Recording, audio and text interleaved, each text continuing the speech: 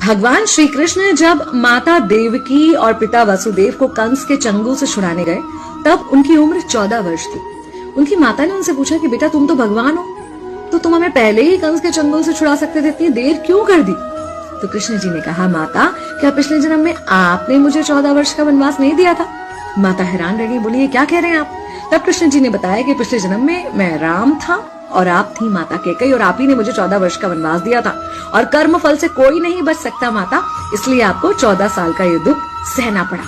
तब आश्चर्यचकित होते हुए माता ने पूछा, तो फिर यशोदा पिछले जन्म में कौन थी?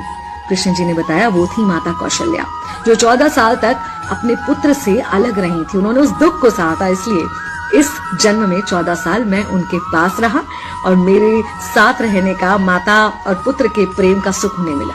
कहने का मतलब यह है कि कर्म फल से ना उस युग में कोई बचा था, ना आज कोई बचेगा।